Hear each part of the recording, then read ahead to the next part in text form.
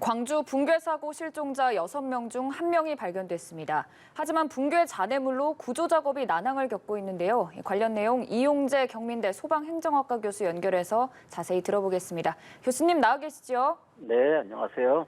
네, 우선 오늘 아파트 붕괴 10분 전으로 추정되는 영상이 공개됐습니다. 어찌 좀 사고 원인 규명에 도움이 될 것 같습니까?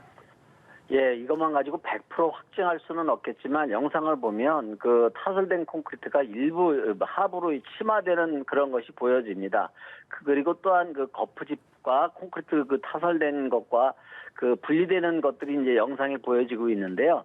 이러한 것은 일반적으로 붕괴 현장에서 일어날 수 있는 붕괴의 그 명확한 전조 증상이다라고 볼 수 있고요. 결국 그것은 침하가 일부 이루어졌다는 것은 구조체가 하중을 견디지 못하고 있다라는 그러한 상태를 보여주는 확실한 증거가 될 수 있고요. 이러한 현상은 과거에 있었던 삼풍백화점 붕괴 현장에서도 우리가 봤던 그러한 현상이 되겠습니다. 교수님 혹시 그 영상을 보시고 네네. 이게 만약에 이제 콘크리트를 붓다가 저런 조짐이 보였는데 무리하게 더 부은 그런 모습이 혹시 보였나요?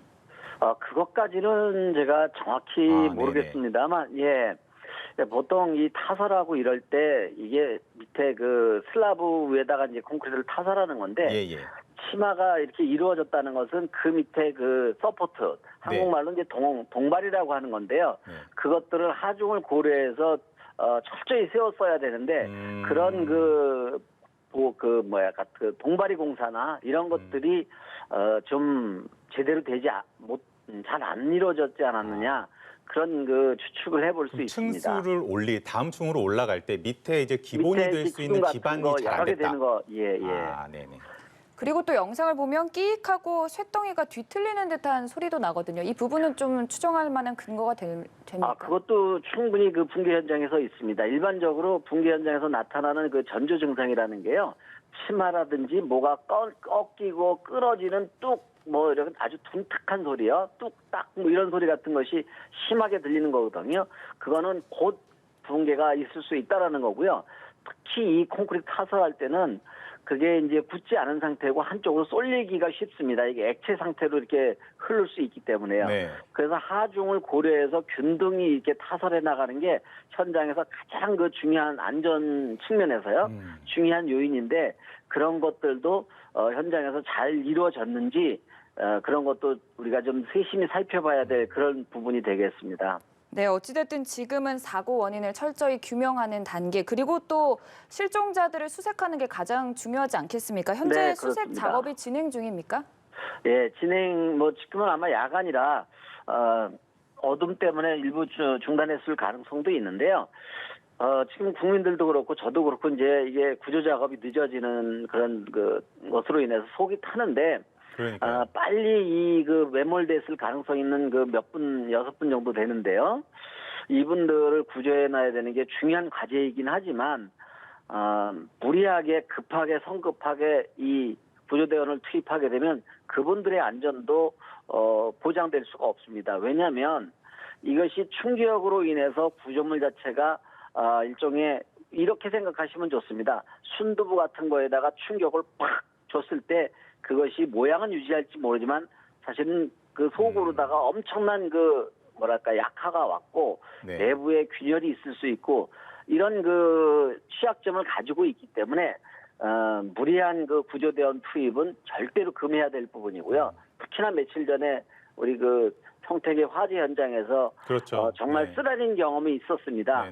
그런 상태에서 정말 1초가 아깝게 급하게 투입은 해야 되는 건 사실이지만 그렇게 판단할 수는 없습니다. 네, 그럼 현재 수색 상황은 어떻게 진행되고 있습니까? 아마도 그 현장에서는 지금 크레인이 지금 140m가 넘습니다. 일단은 그것부터 좀 제거를 하고 그것이 있는 상태에서 그 측면이나 하부에서 탐색이나 구조 작업을 한다는 것은 정말 위험할 수 있습니다. 그래서 1차적으로 타워 크레인을 해체하든지 아니면 구조체에다가 좀 긴결하게 붙잡아 맨다든지 이런 그 선행 조치가 있은 다음에나 어떤 본격적인 구조 작업을 할 수 있을 거다 이렇게 판단을 하고 있습니다. 그거 한번 좀 여쭤보고 싶은데 네. 이제 그 실종자 지금 한 분을 위치는 확인을 했으나 이제 그 구조물들이나 이런 위험 때문에 아직까지 이제 구조가 되었다는 소식은 들리지 않고 있고 나머지 네. 이제 5분 같은 경우는 GPS 위치 같은 경우는 확인이 됐었고 지금 확인된 분은 그 위치랑 큰 차이가 없다고 하던데요. 네네. 그 이 나머지 분들까지는 왜 좀 시간이 걸리고 있는지 왜 더딘 건지가 좀 궁금하거든요. 참 저의 그 참 엉뚱한 저거지만 제발 이분들이 남대로 겁나서 도망가 있었으면 하는 그런 심정이지만 네네. 안타깝게도 그 사고 직후에 그 작업하셨던 분들의 그 GPS 신호가 사고 현장 바로 거기서 잡혔던 것으로 알고 있습니다. 네네. 그걸로 유추해 보자면 이분들이 거기에 매몰됐을 가능성이 많습니다. 그럴 가능성이요. 그러다 보니까 매몰된 것으로 예측되는 상황에서 그 위에 어떤 장비라든지 인력이 올라가서 구조한다라는 것은 혹시라도 그 속에 살아 있을지도 모르는 그 어떤 그 작업하시는 그분들의 그 생명을 앗아갈 수 있고 더 위험하게 할 수도 있기 때문에 정말 안타깝게도 이 구조 작업이 늦어지고 투입이 늦어지는 것이다 이렇게 판단하고 있습니다. 네, 이 광주 붕괴 사고 현장과 관련된 내용 들어봤는데요. 일단 무엇보다 실종자들의 빠른 수색 및 구조 예. 작업이 이루어지길 바라겠습니다. 교수님 네네. 감사합니다. 네.